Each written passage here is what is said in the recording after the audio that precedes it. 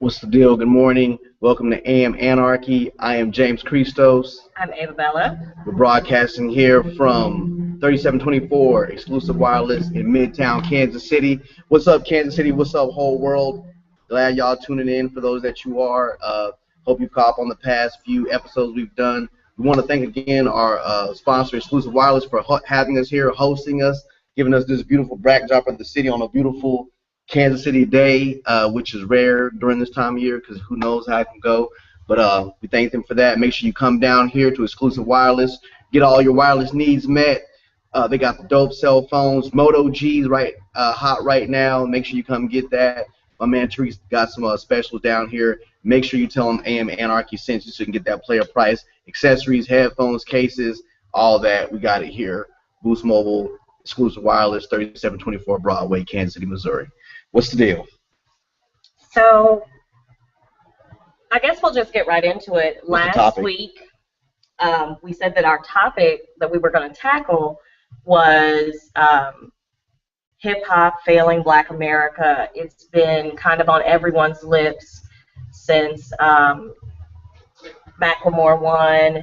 There's been an essay that Questlove has written about it in 6 parts. I've only personally gotten to the 3rd part, but there are actually 6 parts. There was an interview not that long ago that Breaking the Set did with Chuck D. If you have not watched this interview, this video, he was talking about the corporate takeover of music. He made reference to independent artists or local artists in their hometown not being able to be played. He made reference to the corporate plantation, what he feels and what a lot of us feel are what the record companies really are. And just a little bit of information in case this got by you all. In all of the different interviews and the talk on the web and just on, everywhere, 2013 marked the first time in Billboard's 55-year history that there were no Black artists on top of the Hot 100 chart. There were, I would say there was at least one person that was up for Best Hip Hop Artist. That didn't win the award, and a lot of people were upset about it. A lot of people, one by one are starting to wake up and realize what's happening. We, as a culture, I think, to a certain extent, we have maybe given away certain aspects of our culture, our music. I actually made reference to a poem that I wrote because I heard this as soon as it started happening. So I wrote this poem. It's called Maybe. Y'all stay with me for just a second. I want to share it. Maybe. Maybe we don't want the responsibility. Maybe depictions of frivolous, fake, fancy ain't that bad. Maybe it's just entertainment. It's just a lie we can't keep up. Maybe daily mothers tuck babies under tattered wings, hoping what springs forth is better, never wanting them to be what they've seen, but the changes we all seek. Maybe the morals of Grandmama Minty, Grandmama Josie, the legacy that Granddaddy Andrew prayed for, what Papa Jones was to me, are all just some fictitious, candy-coated raindrop dream. Though my name ain't Anita, this ain't no fairy tale. The ones Mama said if I cleaned, Mama said if I cooked, and he said if I handled my business, he would stay, and maybe we would be okay. But we done went so far away that inboxes, tweets, post status updates can't reach us, her or him. Maybe it only teaches them little boys to be mad, suspect, statistic, inferior, frustrated, anxious, no concept of time or place. It's downright sickening listening to the radio's full-on detailed depiction of how to be a hoe. So why we so surprised when the young ones part their thighs to find the dope boy that's on the rise that wakes up in Bugattis with secret crack rock stash spots? Then she's left to rock a new generation of nothingness sleep. Maybe that's all we are. Maybe it's evolution of a race that was never meant to be regal, lender, chosen, teacher, creator like-minded. Maybe it was too much of a burden to stand up straight and walk upright, and maybe it's easier to sag our lives, cut our perms and twist our curls, and maybe all that don't mean shh. Maybe we've handed over our expertise, our knowledge, our children, our music, our culture, our lives. Maybe I'm crazy, or maybe we don't want the responsibility. Maybe February is enough. Maybe depictions of frivolous fake fancy ain't that bad because maybe we just gave up. That was maybe. Right. Yeah, I mean, just in hearing that, it's kind of I'm gonna echo some of the sentiments I heard in it. With regards to posing the question, is hip hop ruining or killing Black America? I actually posed the question because it came across my Twitter feed. Rap Rehab, Paul Porter, his Twitter. They're basically like a music industry resource. That's the best way I could say it. That was a question he posed in an article he had written. If you guys go check out raprehab.com, I think it's at Rap Rehab on Twitter, Paul Porter on Twitter. He's actually linked the Chuck D interview too. Yeah. He just poses a lot of different questions in regards to our music and our culture. And my answer on that, or my outlook on it, is that it's not really that hip hop is ruining Black America. It's just that I think the hip hop carries a lot more. I think hip hop carries a lot more weight on it, opposed to other cultural aspects that we actually contribute to the world. Because for Black Americans, hip hop and the culture, hip hop, the music, the style, the fashion is basically like, to what we see, is our most relevant and most significant way of relating our experience to the world. So it's like our almost this generation and the past maybe one or two generations most viable way to express their experience to the world. And then you have all experiences coming through that funnel. But what's happening is that you're having one particular part or a few small particular parts of our experience be polarized, and those things are going out, and it's making it look like it covers the whole spectrum. So I think the problem is not so much that is hip hop ruining Black America. I think that is the lack of representation across the board, giving people a skewed view of what hip hop and Black America is. Yes, I believe that's what's happening, and I think that's what Chuck D's sentiments are when he's expressing the need to be alert of corporate radio and what do you call it, corporate plantations, basically record labels being new ways of plantation. But we could take that back to the NBA, NFL, pretty much any sports or entertainment thing that employs and exalts African American people to a certain society status. We can look at it and kind of do that, just like with the situation last week with what was David Stern, the owner of the Clippers, basically making those comments. I mean, for all intents and purposes, people's argument was, how can you take the property of a man because of what he says? That's the key word, property. Like, he owns an NBA team that basically employs probably 70 to 80% of the people on the team, at least, are Black.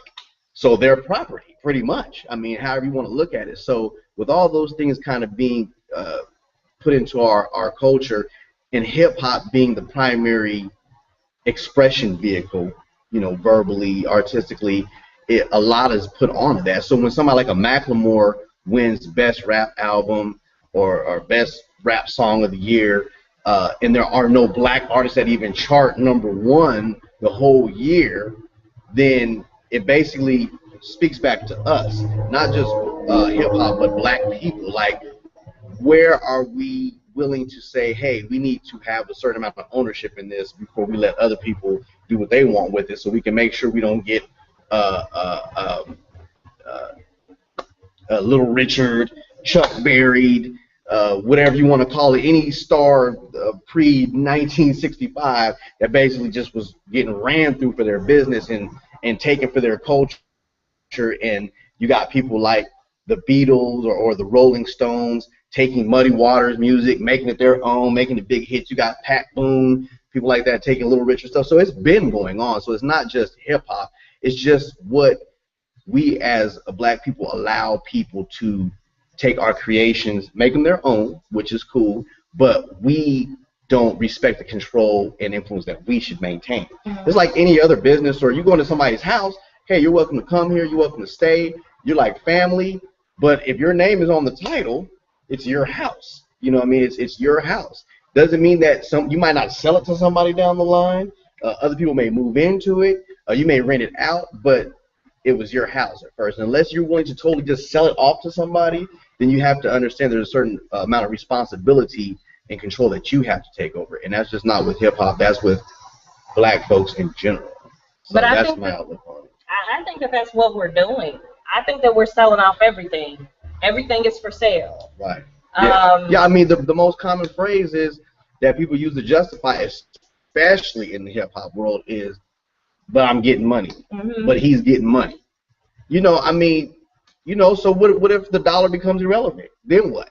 You know what I'm saying? You have to look at things beyond that. You almost have to view yourself as a sovereign state in some instances. Like, how would you function independently? What if all these artists that got money saying, hey, I'm doing this, yeah, I'd rather make this kind of music, but I'm getting money. I totally understand that, because, I mean, I like to get mine, but there's got to be a balance, and there's got to be something to fall back on when the money is no longer relevant.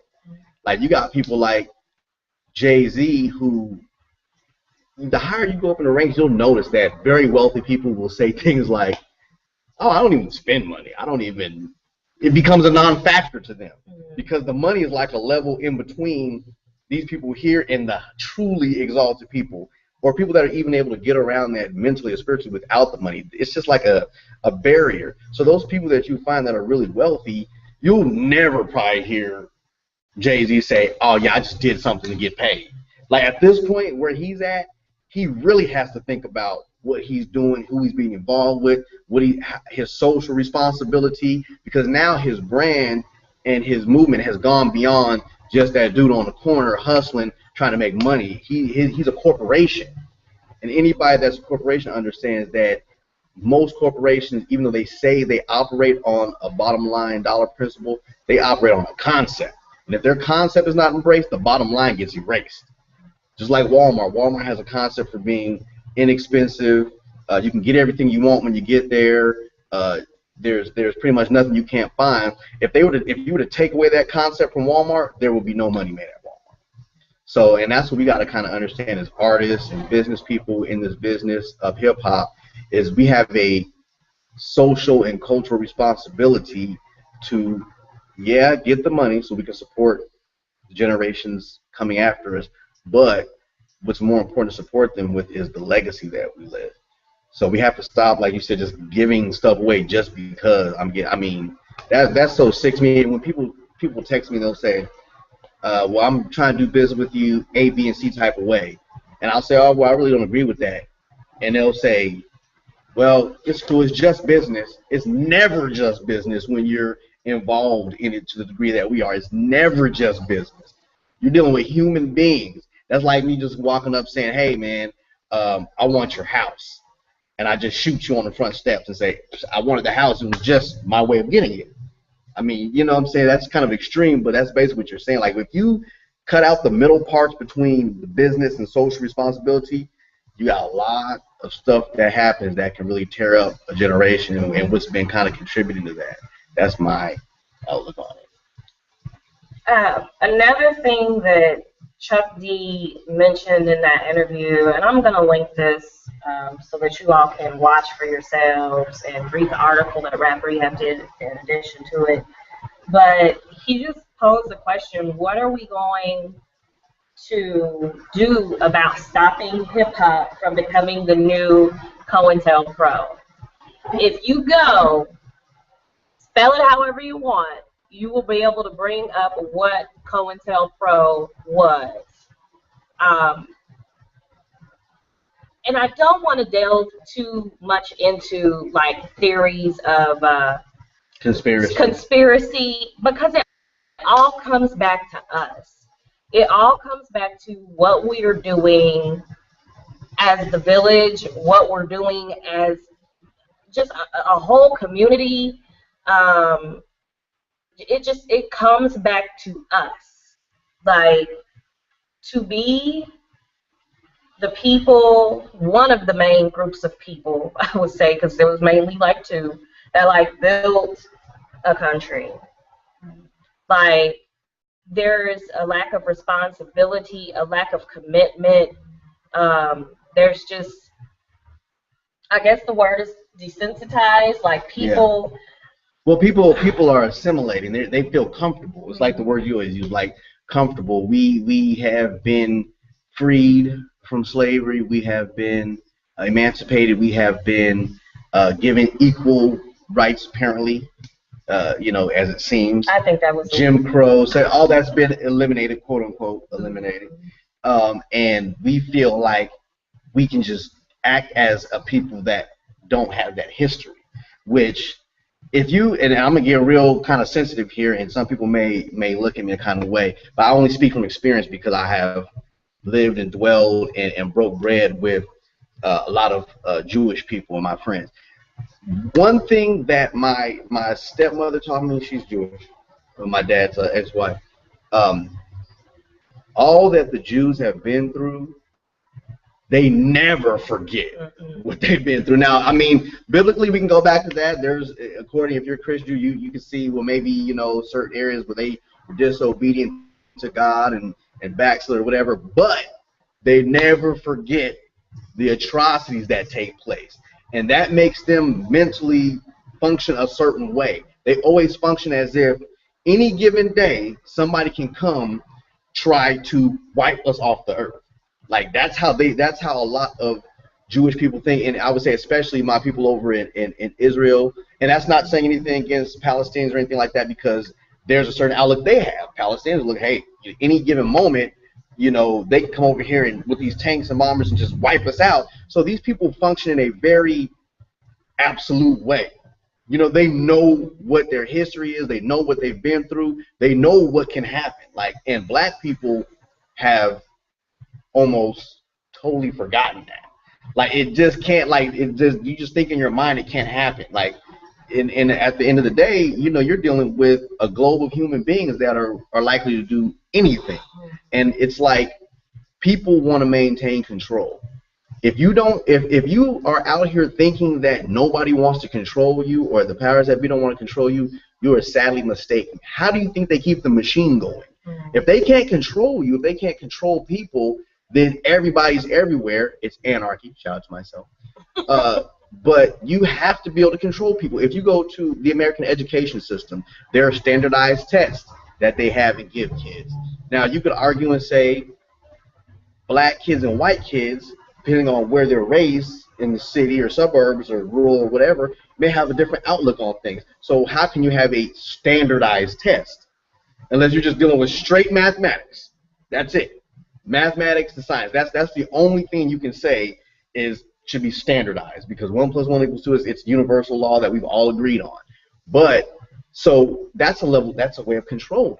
Yeah. Like, you guys got to assimilate to what we're doing over here to be productive and successful in our society. So, like, if you're looking at Dr. Umar Johnson, he talks about a lot of this stuff. He talks about especially young black boys going through public education systems and being diagnosed with certain diagnoses, or overdiagnosed, should I say, with certain things, and how that's just a way of controlling. So back to the question of, is hip-hop ruining black America? No.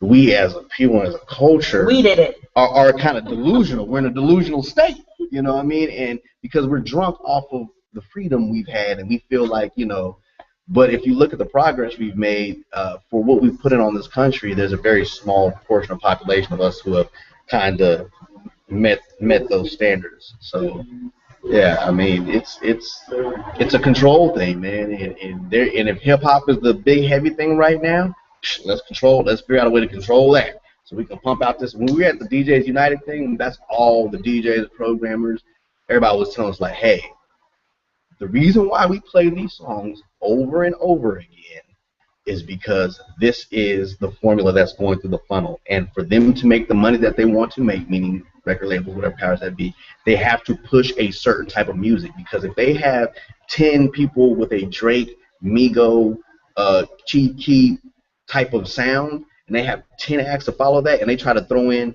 an 11th act that sounds nothing like that, it messes up the whole formula, and then they have to go find 11 new acts that sound like the new thing.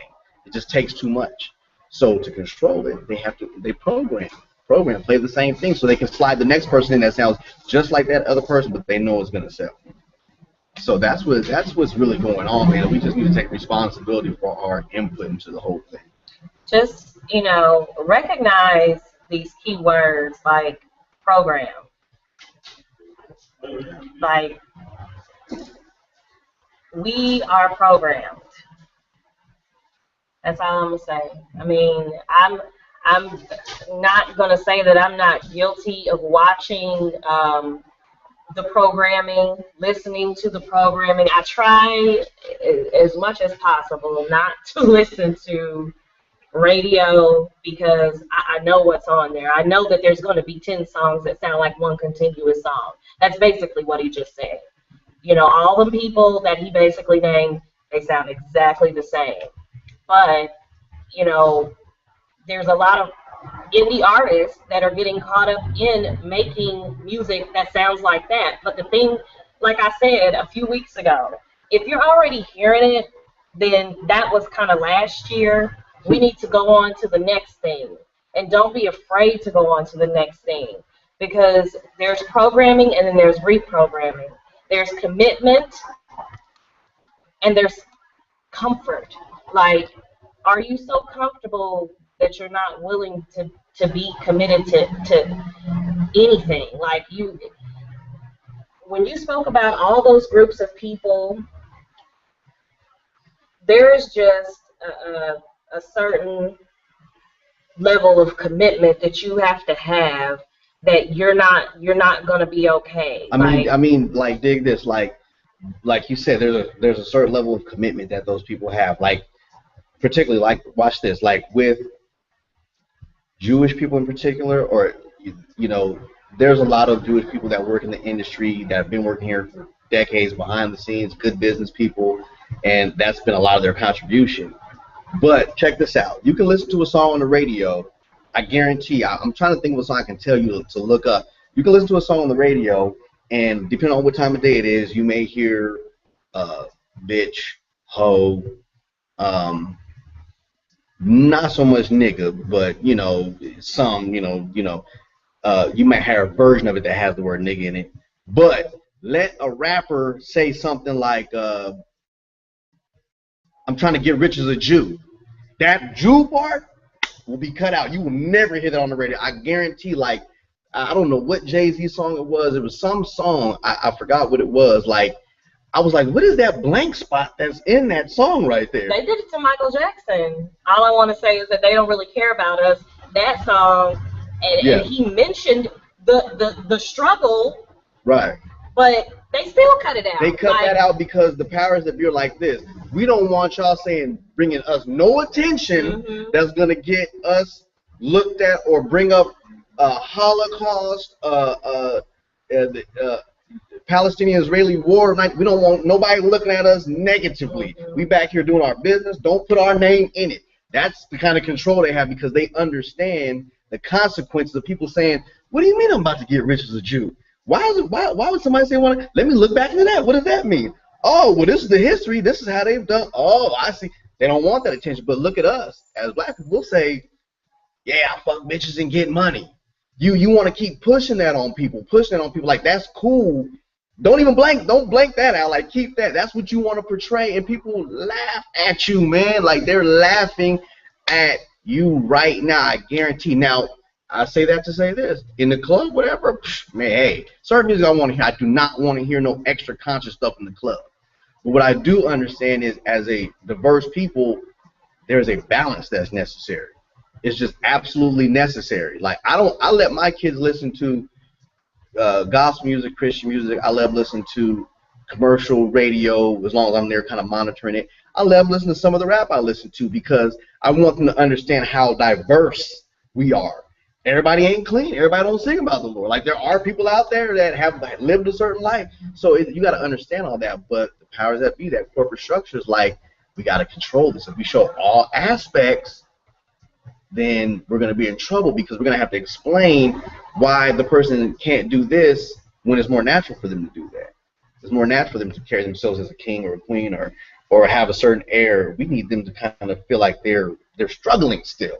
So they can have something to shoot for, so they can buy the things that we need them to buy, all that type of stuff. Like so it's not it's hip hop ruining Black America. It's like Black people are allowing our contemporary, most relevant way of communicating right now be controlled by people who don't really care. And they don't have anything to lose. Basically. They don't have anything to lose. They'll go right to the next genre, EDM. Boom! That's what happened. It wasn't Macklemore. It was, oh, we found something more popular than hip-hop. Cool, we don't even have to fool with them no more. We even got to listen to their words. We can just put these DJs behind here and take the hip-hop element because it's kind of dancey and take the trap kind of sound. We don't have to put we don't have to put no lyrics behind them. We don't have to hear their story. None of that type of shit. We just pump them with cocaine and liquor and make them dance all night and boom, that's all. We don't even need niggas no more. And don't forget Molly's. Don't even need niggas no more, man. Like, you're not needed. Need not apply. We don't need you no more. You can go back to 18th and Vine or Beale Street or Bergen Street and just make your underground Chitlin circuit music. We cool, you know. So yeah, I mean that's really what's going on, and I gotta respect because at the end of the day, like y'all say, it's just business. So which end of the business do you want to be on is the question. I just really, I hope that those who are watching, go look at this Chuck D interview. Read the article. Read the essay that Questlove wrote. I know it takes time. I know that we are microwave right now and we want to watch the Love and Hip Hops. I guarantee all of America, probably even myself, will be at the TV being programmed, watching that tonight. We have our scandal watch parties on Thursdays. I know. But again, it's programming. Like, look at the main character in Scandal. Look at the main characters. Look at the storylines of Basketball Wives. Look at the storylines of Love and Hip Hop. Half of them is not even married to nobody. Like, ain't got no ring, be getting friendship rings. So which one of them artists on Love and Hip Hop single went gold this past year? Or the year before that? Or the year before that? I don't know. Yeah, they got y'all, man. I know. I will shout out K. Michelle. But she came in the game already. She was already, you know what I'm saying? And she's, this was her, I want to say this was her effort to, God, I can't even think of the word. This was her effort to kind of spin what we've heard about her and losing her deals. And, she did get a new deal. And I believe that she works hard, but there's still the Is she going to be on this year's episode? I think she moved. She's like on 11. Oh yeah, she moved to New York. She's not stupid, man. The girl knows I cannot sit here with y'all moderately to no talented people. If I stay next to you too long, the stink gets on me. And that's what we all got to start realizing as a culture. If you stand next to one thing so long, the stink will get on you. So you got to learn how to move away from that. And if you got to go over here, you don't just stay stagnant, man. I think that's what's killing us. It's the mentality of contentment and just being stagnant. Like that's what's getting us. Just move around. Just move around in your mind. Move around physically. Like,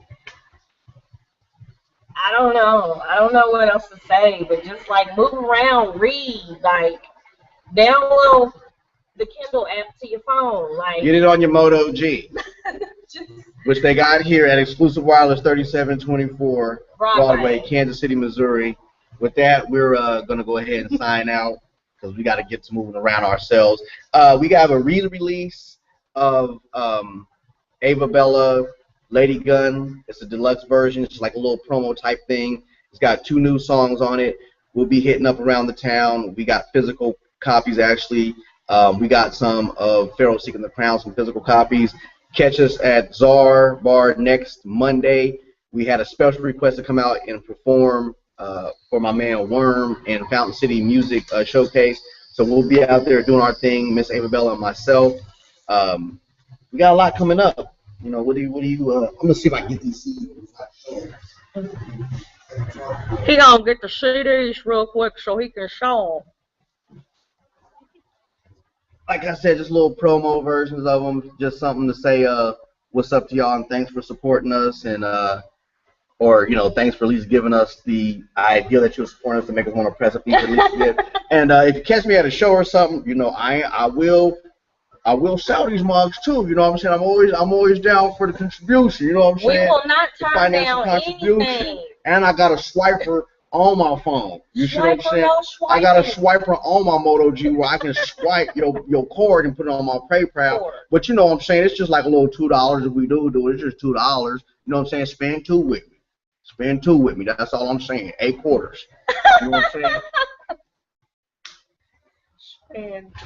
And on that, we're out. I'm James Christos. I'm Miss Ava Bella. Broadcasting from Exclusive Wireless, Kansas City, Missouri. We'll see y'all next Friday. This Friday. Friday? Peace. Or Thursday or something. Whatever.